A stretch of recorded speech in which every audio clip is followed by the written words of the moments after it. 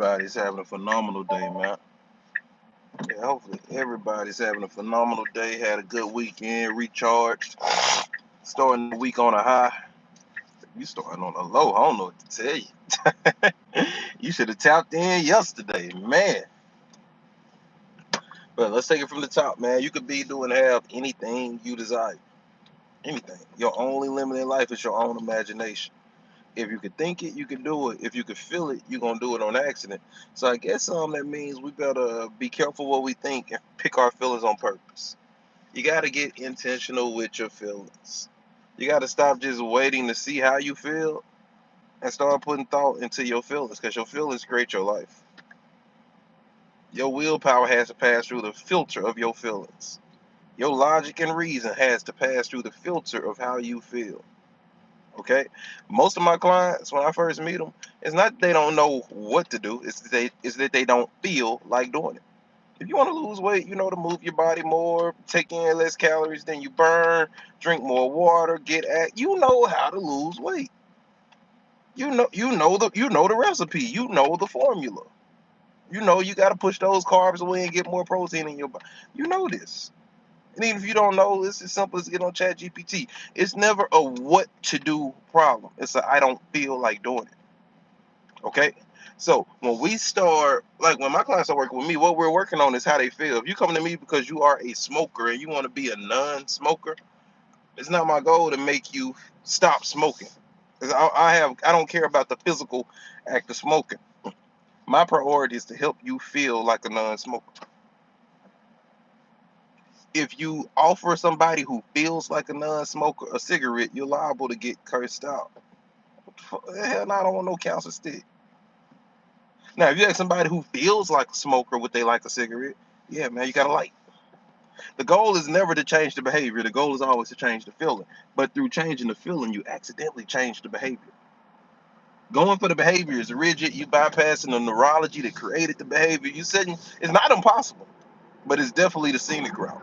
You can change by targeting behavior, but it's hard. I want to change how you feel. I want to change what you see when you look in the mirror. And when you change that, you will accidentally start to develop new habits. So get clear about what you want. What is it that you want? And don't confuse what you want with a checklist of things that you got to do to get what you want. Okay? Don't confuse going to the gym with 3 times a week. That's not what you want. I'm not saying you can't do that. What's going on? I'm not saying you can't do that, but I'm saying that's not what you want. What you might want is to look good naked. What you might want is stamina for adult activities. What you might want is to live longer. So we always gonna start with what you want, and we gonna program the body to feel like it's already moving in that direction. And when I already feel like I got a lot of life ahead of me, when I already feel sexy, when I already feel like I look good and I got something to live for, it's so much easier to get me to the gym. But when I feel like things never work out for me and it's not gonna work anyway, and everybody in my family is big boned, it's a waste of time, and never works, it's damn near impossible to get me in the gym. So my goal is always to change feeling first. When we change feeling, the behavior has no choice but to follow the feeling. Think about it. When you feel sad, you'll do sad on accident. When you feel happy, you'll accidentally do happy. When you feel scared, you accidentally do scared. When you feel hot, you accidentally sweat. When you feel cold, you accidentally shiver. Your body is going to respond to feeling. If you feel motivated, if you feel like the type of person who can figure things out, if you feel like the type of person who always land on their feet, if you feel like the type of person who can make something out of nothing, you gonna find a way. Your body is going to align with that feeling. But at the same time, if you feel like the type of person that things never worked out for, if you feel like the type of person that has bad luck, you're gonna find a way to screw things up. The body is following the feeling. Change the feeling. So the question I want to pose to you for today is, how do you need to feel so that you accidentally do the things that you need to do to have the life that you want to have? What feelings do you need to practice? That if you learned how to hold these feelings long term, you will accidentally start going to the gym. You will accidentally start working on yourself as a speaker, start working on yourself as an entrepreneur.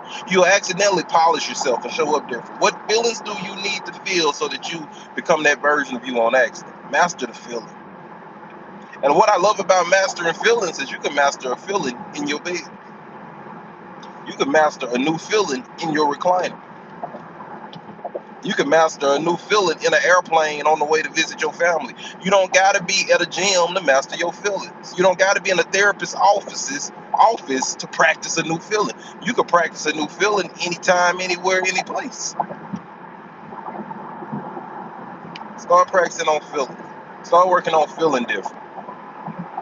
Start working on feeling different. If you can think it, you can do it. If you can feel it, you'll do it on accident.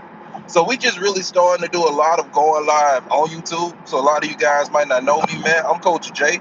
I coach bosses. My background is in clinical hypnosis, but I work with a lot of entrepreneurs, high performance athletes.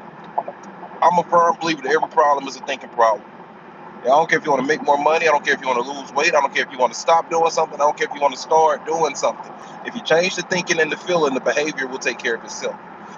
That's what I do with my clients, man. I help them change the way they think, which changes the way they feel, which changes the way they show up in the world.